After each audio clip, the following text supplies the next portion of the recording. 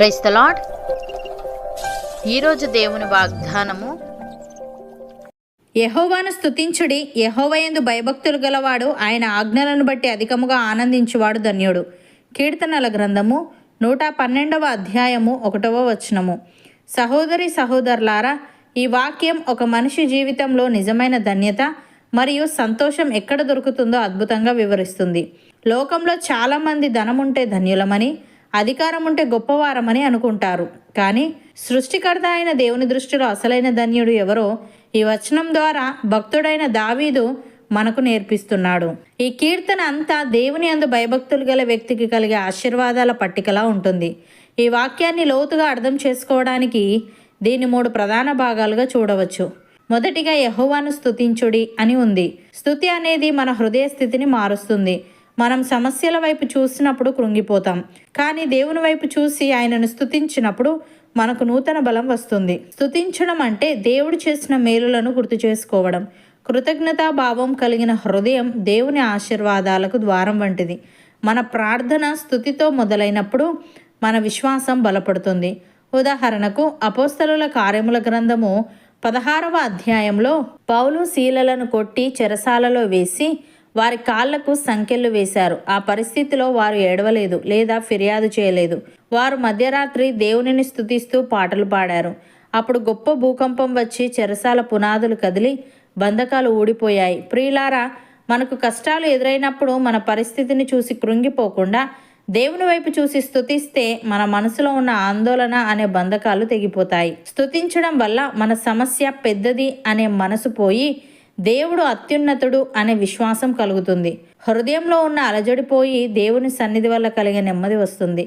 దేవుడు గతంలో చేసిన కార్యాలను గుర్తు చేసుకోవడం వల్ల ఆయన మళ్ళీ చేస్తాడనే భరోసా ఏర్పడుతుంది. రెండవదిగా యెహోవా యందు భయభక్తులు గలవాడు ధన్యుడు అని ఉంది. ధన్యుడైన వ్యక్తికి ఉండవలసిన మొదటి లక్షణం దేవుని యందు భయభక్తులు కలిగి ఉండటం. భయభక్తులు అంటే వణుకుతూ దూరం జరగడం కాదు. ఆయన మీద ఉన్న అమితమైన ప్రేమతో ఆయనను గౌరవించడం, దేవుడు చూస్తున్నాడనే స్పృహతో బ్రతకడం. దేవుని భయం ఉన్న వ్యక్తి ఒంటరిగా ఉన్నప్పుడు కూడా తప్పు చేయడానికి ఇష్టపడడు. ఎందుకంటే తన పరలోకపు తండ్రిని దుఃఖపరచడం అతనికి ఇష్టం ఉండదు. ఈ భయమే మనిషిని జ్ఞానవంతుడిగా, నీతిమంతుడిగా తీర్చిదిద్దుతుంది. లోకానికి భయపడేవాడు బానిస అవుతాడు, కానీ దేవునికి భయపడేవాడు లోకాన్ని జయించే ధన్యుడవుతాడు. దీనికి బెస్ట్ ఎగ్జాంపుల్ యోసేపును పోతిఫర్ భార్య పాపం చేయమని ప్రేరేపించినప్పుడు అక్కడ యోసేపును అడిగేవారు కానీ చూసేవారు కానీ ఎవరూ లేరు. కానీ యోసేపు ఆమెతో, నేను ఎలాగో ఇంత ఘోరమైన దుష్కార్యము చేసి దేవునికి విరోధముగా పాపము కట్టుకుందునని చెప్పి అక్కడ నుండి తప్పించుకున్నాడు. మనుషుల కంటే దేవునికే ఎక్కువ భయపడ్డాడు. కాబట్టే దేవుడు అతన్ని ఐగుప్తు దేశానికే అధిపతిని చేసి ధన్యుడిని చేశాడు. ప్రియులారా, దేవుని భయం అంటే ఆయనను బాధ పెట్టకూడదు అనే ప్రేమతో కూడిన జాగ్రత్త. ఇటువంటి జాగ్రత్త ఉన్న వ్యక్తికి దేవుడు ఇచ్చే జ్ఞానం అతన్ని లోకంలో అందరికంటే ఉన్నతుడిగా, ధన్యుడిగా తీర్చిదిద్దుతుంది. మూడవదిగా ఆయన ఆజ్ఞలను బట్టి అధికముగా ఆనందించేవాడు ధన్యుడు అని ఉంది. చాలామందికి దేవుని ఆజ్ఞలు అంటే ఒక భారంలా లేదా స్వేచ్ఛను హరించే నియమాల్లా అనిపిస్తాయి.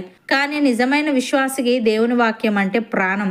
ఆయన ఆజ్ఞలను పాటించడం ఒక శిక్షలా కాకుండా ఒక ఆనందంలా భావిస్తాడు. అధికముగా ఆనందించడం అంటే దేవుని వాక్యాన్ని చదివినప్పుడు, దాని ప్రకారం నడుచుకున్నప్పుడు కలిగే ఆత్మీయ తృప్తి. ఒక రోగికి మందు ఎలాగో, చీకటిలో ఉన్నవాడికి దీపం ఎలాగో, దేవుని ఆజ్ఞలు మన జీవితానికి అలా మార్గదర్శకాలు. ఆజ్ఞలను పాటించేవాడు అపాయం నుండి తప్పించుకుంటాడు, కాబట్టి అతడు ధన్యుడు. ఉదాహరణకు దావీదు అంటాడు, నీ ధర్మశాస్త్రం నాకు ఎంతో ప్రేమగా ఉన్నది, దినమంతయు నేను దాన్ని ధ్యానించుచున్నాను. ఆ ఆనందమే అతన్ని సామాన్య గొర్రెల కాపరి నుండి ఇజ్రాయేలు రాజుగా మార్చింది. ప్రియులారా, ఈరోజు మీరు ధన్యులుగా మార్చబడాలని కోరుకుంటున్నారా? మీ జీవితంలో నెమ్మది కావాలని ఆశిస్తున్నారా? అయితే దేవుని ఆజ్ఞలను భారంగా కాకుండా ప్రేమతో పాటించండి. బైబిల్ చదవడం ఒక అలవాటుగా కాకుండా దేవునితో మాట్లాడే సమయంగా మార్చుకోండి. ఎప్పుడైతే మీరు దేవుని వాక్యంలో ఆనందిస్తారో అప్పుడు ఈ కీర్తనలోని తర్వాతి వచనాల్లో ఉన్నట్లుగా మీ సంతానం భూమి మీద బలవంతులవుతారు. మీ ఇంట్లో ఐశ్వర్యం ఉంటుంది, చీకటిలో మీకు వెలుగు పుడుతుంది. నమ్మిన వారు నాతో పాటు ప్రార్థనలో ఏకీభవించండి.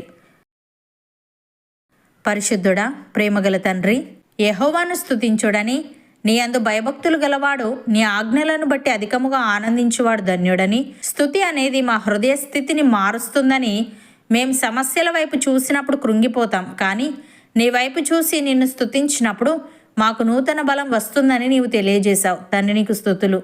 దేవ, పౌలు శీల వలె మేము నిన్ను స్తుతిస్తూ మాకు కష్టాలు ఎదురైనప్పుడు మా పరిస్థితిని చూసి కృంగిపోకుండా నీ వైపు చూసి ప్రతి విధమైన బంధకాల నుండి విడుదల పొందుకునే వారంగా ఉండటకు సహాయము దయచేయమని, నీ యందు భయభక్తులు గలవాడు నీ ఆజ్ఞలను బట్టి అధికముగా ఆనందించువాడు ధన్యుడు గనుక, యోసేపు నీ యందు భయభక్తులు కలిగి పాపం చేయకుండా ఉన్నట్టుగా, దావీదు నీ వాక్యాన్ని బట్టి ఆనందించినట్టుగా మేము నీ యందు భయభక్తులు కలిగి నీ ఆజ్ఞలను బట్టి ఆనందిస్తూ యోసేపు దావీదు వలె ఉండుటకు కృపచూపమని, ధన్యకరమైన జీవితం మాలో ప్రతి ఒక్కరికి నీవే అనుగ్రహించమని యేసుక్రీస్తు నామమున ప్రార్థిస్తున్నాము తండ్రి. ఆమెన్.